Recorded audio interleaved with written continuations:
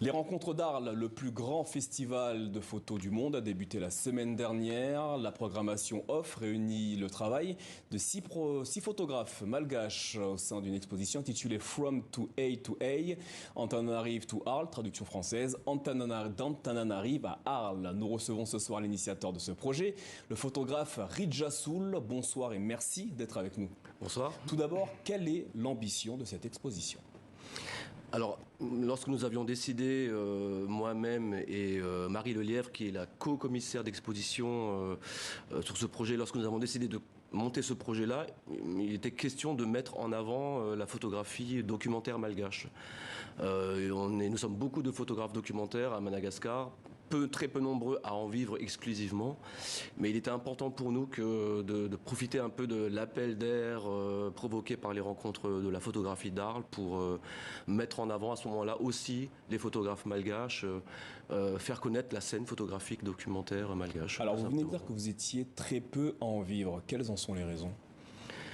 C'est un peu comme toute pratique journalistique et artistique, lorsqu'on est indépendant, la photographie documentaire vit de la presse, a besoin de la presse pour vivre. Madagascar n'est pas forcément un pays qui est très couvert par les grands médias. Et puis, de toute façon, on peut dire que être photographe à Madagascar est difficile. Être photographe documentaire, on peut être photographe de mariage, on peut être photographe de publicité, de corporate. La photographie documentaire, c'est beaucoup plus compliqué. On est pigiste, on est dans l'incertitude constante, on est indépendant. Il n'y a pas de salaire mensuel. Voilà. Donc, mais je pense que c'est pareil partout dans le monde, en fait. Alors, 6 photographes vous accompagnent lors de cette exposition. Comment les avez-vous sélectionnés ?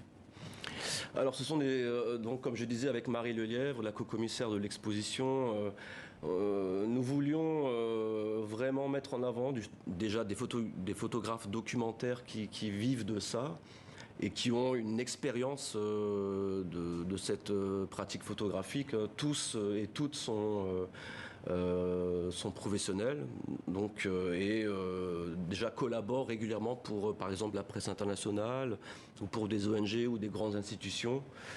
Il était important aussi que nous ayons 2 femmes photographes, Viviane Rakuto-Arvoun et Miur Radzonar, un peu dans le collectif. Parce que voilà, être photographe et femme et mère de famille, en général, c'est un peu incompatible socialement, professionnellement. Mais voilà, ces 2 femmes-là, Miur et Viviane, vivent de ce métier, sont passionnées par leur métier et font énormément de concessions et de sacrifices par rapport à ce métier. Alors, combien de photos seront mises en valeur dans cette exposition et surtout, quel format a été privilégié ? Alors c'est un format classique entre guillemets d'exposition, mais avec une vraie scénographie que nous avons mis en place donc à la galerie au Doc d'Arles, que je tiens d'ailleurs à remercier justement pour leur accueil. Et c'est sur papier photo. Alors il y a de l'argentique, il y a du numérique, il y a de l'encadrement, une scénographie particulière pour mettre en valeur notre travail. Mais disons que voilà, donc un vrai travail d'éclairage. On a fait ça de façon très professionnelle. On voulait vraiment que les gens viennent voir l'exposition en se disant tiens, voilà de la photographie malgache, voilà des photographes documentaires malgaches. Il se passe des choses à Madagascar dans ce milieu. À travers ces photos, plusieurs thèmes sont abordés, parmi lesquels le lamba, si je prononce bien. Alors, de quoi s'agit-il ?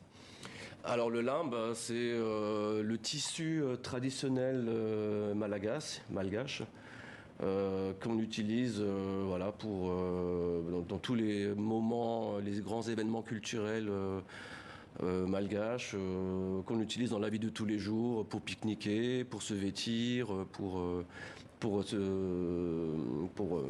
orner sa vie quotidienne, quoi. Et donc ça c'est un magnifique travail réalisé par Miur Radzonar, une photographe documentaire donc qui est la première femme photographe malgache ou la première photographe malgache à être National Geographic Explorer. Donc ça c'est important de le noter. Et elle a voulu, en fait, dans ce travail-là, utiliser un peu le concept des photos de la photographie de studio africaine des années 60, un peu à la Malik Sidibé, Seydou Keita, et en adoptant ce concept-là de portrait photographique et en utilisant le limbe qu'on voit d'ailleurs au fond de chaque personnage. Voilà.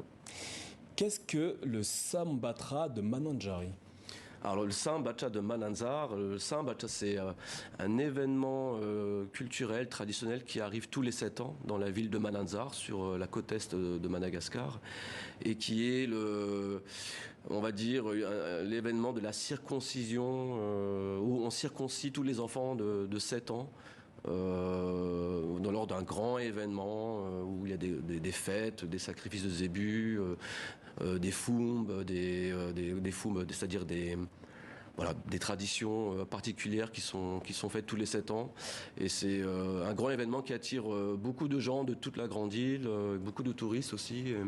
Et c'est le travail de Yaku Randjanarvel qui a de façon magnifique a su décrire l'émotion, les couleurs, toutes ces choses-là qui font que aussi Madagascar est une île particulière par rapport à tout ça, quoi, par rapport à ces traditions. Avec ces clichés, le public pourra également découvrir le travail de Christian San. Qui est-il et que raconte son travail ?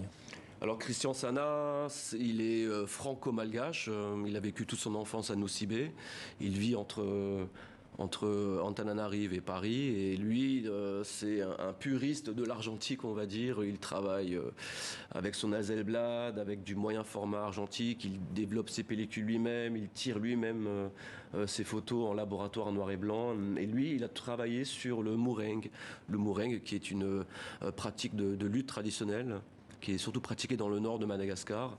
Et les photos que nous voyons ici ont été prises pendant plusieurs années sur l'île de Nosy-Be, qui se trouve au nord-ouest de Madagascar. Enfin, quel est le lien entre les différents sujets abordés, exposés lors de cet événement ? Alors le lien, je dirais que le lien principal, c'est que nous parlons déjà, nous photographes, nous parlons de notre île, nous parlons des problématiques sociales, environnementales, culturelles, voire politiques de la grande île. Nous avons chacun un style photographique affirmé déjà. Nous avons un style tous différent, une façon de raconter les histoires qui est complètement différente, parce que c'est ça le but finalement de la photographie documentaire, c'est raconter des histoires principalement. Et ce qui nous lie, c'est déjà Madagascar, en noir et blanc, en couleur, en argentique, en numérique, culturellement, environnement. Quel que soit le format. Voilà. Rija Soul, merci d'être venu nous présenter l'exposition From Aid to Aid, Antananarive to Arles, traduction d'Antananarive à Arles en France, dans le sud. C'est à voir jusqu'au 19 août dans la ville d'Arles, dans le sud de la France. Donc merci à vous. Merci à vous.